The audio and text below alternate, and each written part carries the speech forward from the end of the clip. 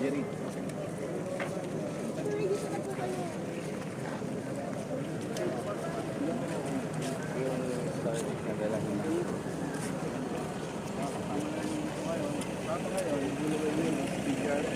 Galing sa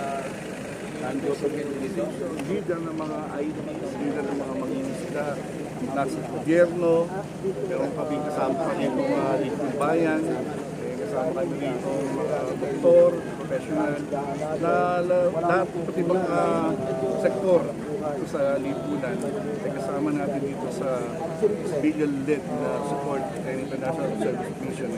Para pagpapakita natin ay gagawin natin na humanitarian na gawain sa mga kababayan, kapatid nating mga Pilipinong mga mangingisda o may hirap na mangingisda ay hindi lamang usapin ng mga mangingisda ito, usapin ng lahat ng sektor sa ating bayan, sa ating lipunan. Ang problema ng mangingisda, problema rin ng mga profesional, problema rin ng mga karaniwang gagawa, problema rin ng mga nasa pamahalaan at lalo ng mga lipunan.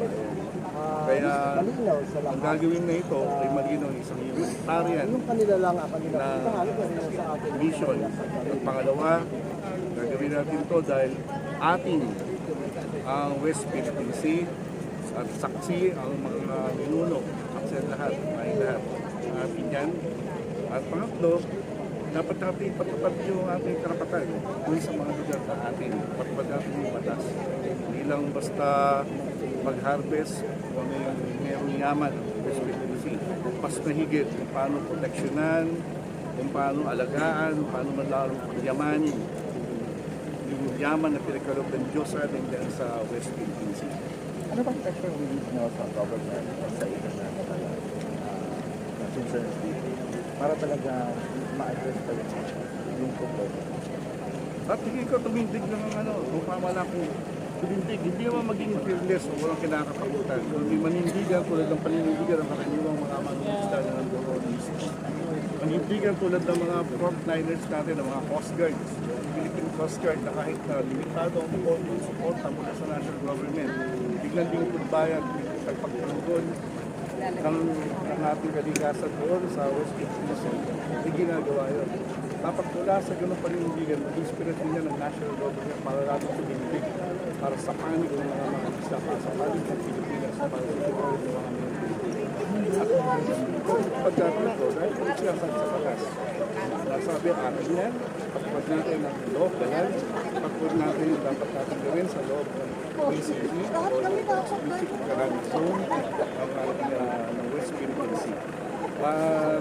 Tumindig dapat lalo na ang ating presidente bilang presidente ng mga mangingisda, ng mga gagawa, ng presidente ng mga Pilipino, hindi presidente ng mga ng mundo, presidente siya ng Pilipinas, hindi na dapat nalinlangan ganun din ang mga mulol, congressman. Ngayon, meron kami kasama ng mayor, vice mayor, nagsisimula na sumama. Hindi bilang sumama sila dito bilang bingkod bayan sila. Hindi bilang ito yung programa ng kanilang munisipyo o ng kanilang gobyerno. Hindi bilang mamamayan, bilang bingkod bayan na mamalasabi sa mga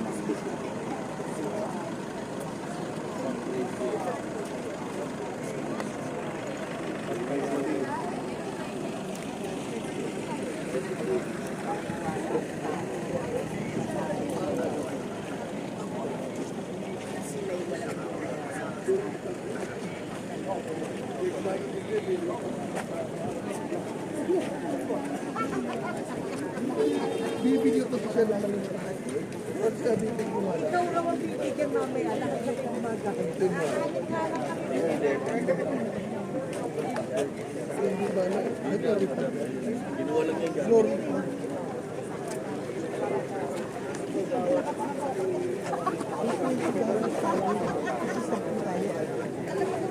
Kaya pakihirap pa kami sa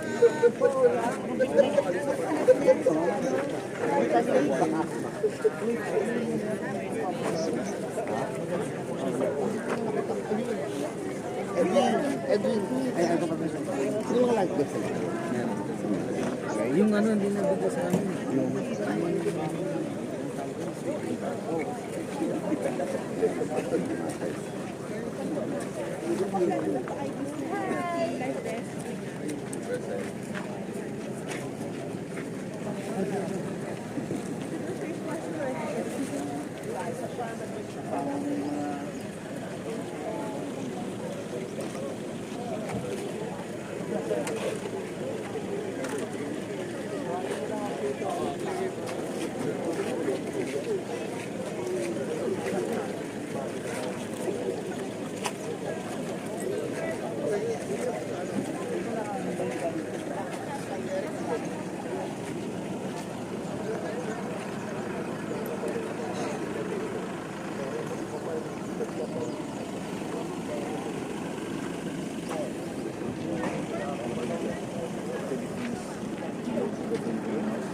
Can be shared, no, of course, but it cannot be conquered and taken over by an aggressor. Maybe. So we pray that China will stop being an aggressor and will respect our right and our sovereignty and give up what does not belong to them. You know, they're stealing what does not belong to them. So what do you do with something that does not belong to you? You give it back. You stop playing tricks with everyone and the rest of the world. Insisting on a drawing that does not exist like that. So respect our sovereignty, the legitimacy of our claim, and see how deeply Filipinos are showing, they're feeling the sentiment that we will do everything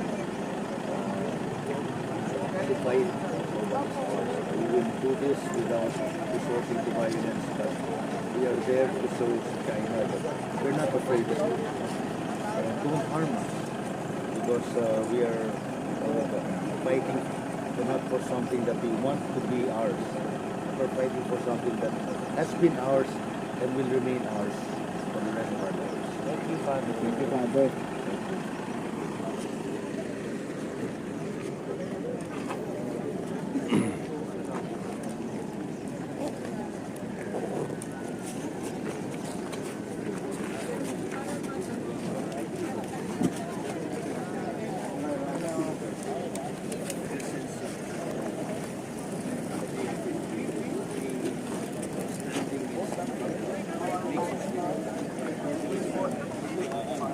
Attention po, all boats po, sa Taiwan.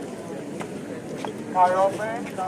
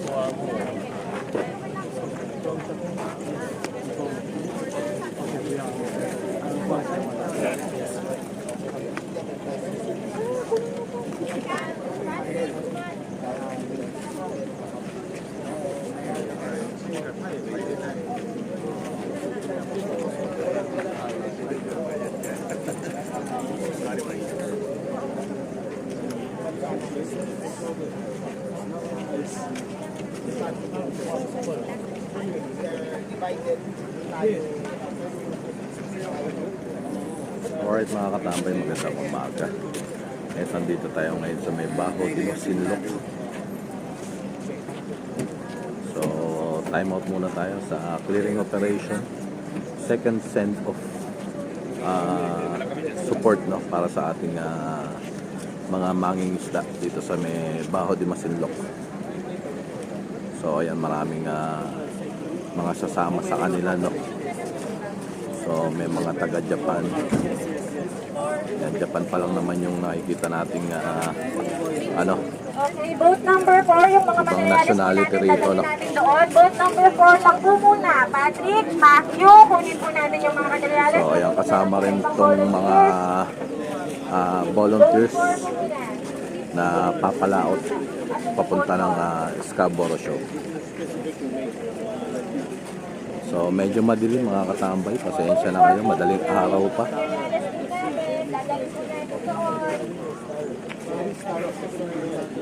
So 5 o'clock yata, no, kung di tayo nagkakamali.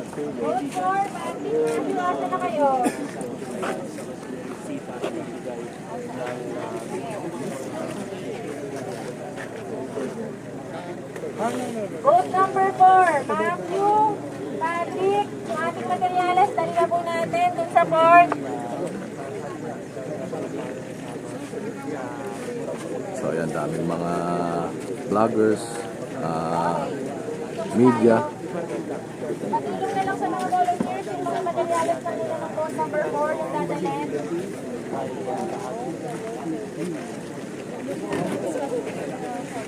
Sayang hindi tayo makakasama, no, sa pagpalaot ng ating mga fisherman.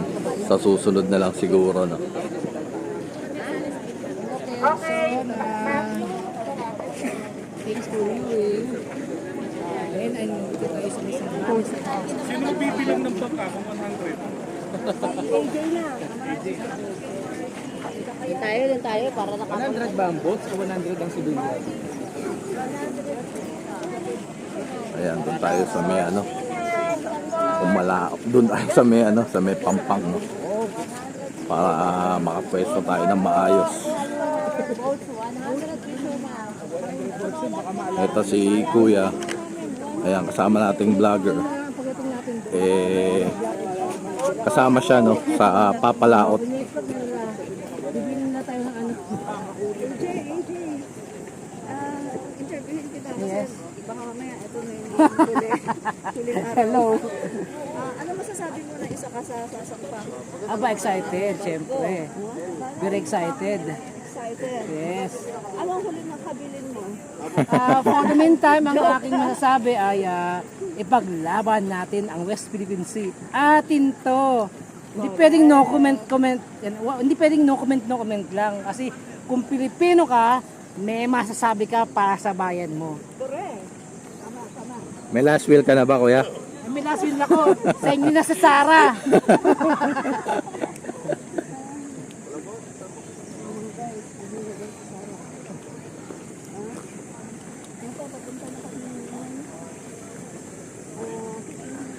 So ayun, mapapanood nyo yung experience ni Kuya.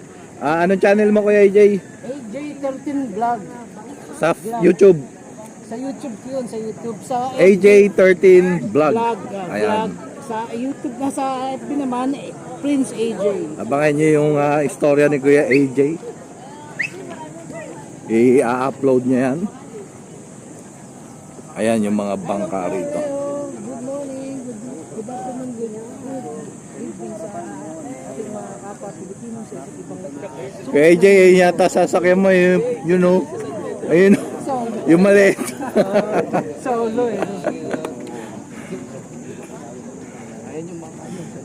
Ayun na yun ang sasakyan niya, yun na yun. Yun ang San Ayun Pedro na yun. talaga. Ayun na yun. St. Peter talaga yun. Si Alex, tawagin mo Alex. Asa din Alex, tawagin si Alex. Alex, dun special sa'yo yun, no? San Pedro. Ayan. Nagkakabiruan lang dito pero on a serious note, syempre medyo ano rin yan. May kaba rin, no? Syempre alam naman natin kung ano yung nangyayari sa West Philippine Sea, sa Scarborough.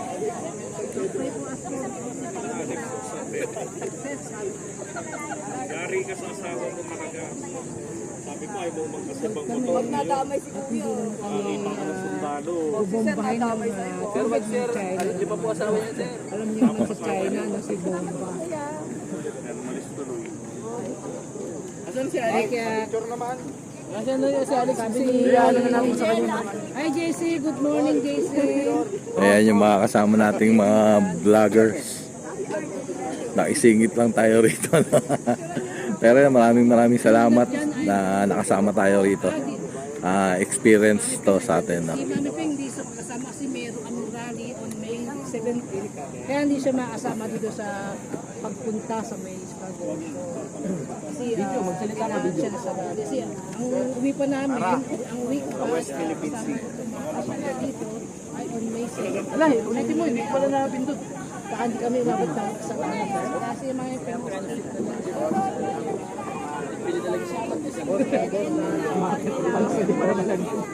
Ano po natin yung pagsapasampan Saan si Alex?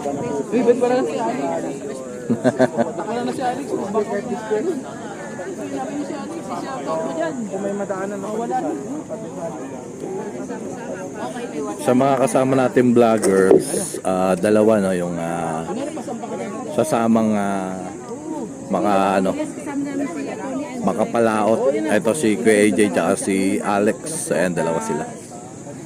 Sa susunod sana magkaroon din tayo ng experience na makasama. pera ang mga actor ni Omari. So, ito na yung kasi isang bansa lang tayo. Dapat Tayo yung mga Pilipino. Ang West Philippine Sea ay atin. Tara na. ang kaganapan na dapat na rin ay ating bansa. So, dito tayo nagkakaisa-isa ng mga kapatid. Except Omari. Iba yung kanilang paninirasan.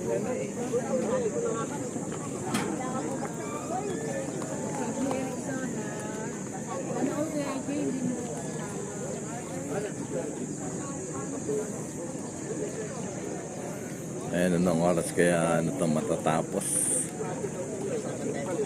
Siguro mga ano na to, mga before lunch siguro, no, before 12. Kasi naayos pa nila yung mga ano, mga gamit na sasama sa mga mangingisda. Ito yata mga volunteers mula sa Atin Ito Coalition, no. Ayan, sa kanilang ano to, sa kanilang programa.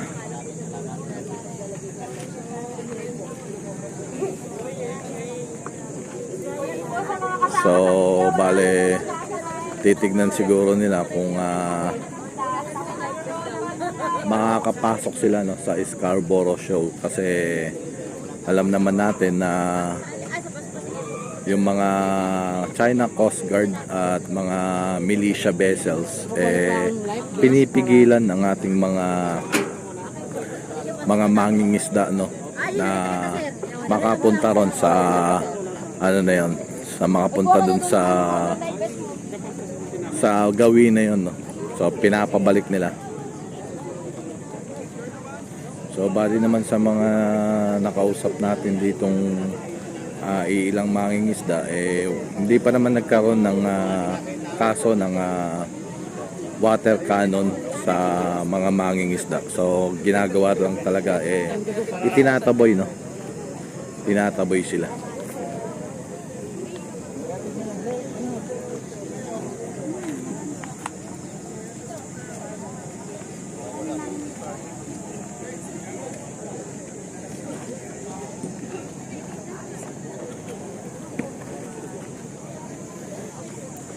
So ayan, tingnan natin kung ano magiging lagay dito.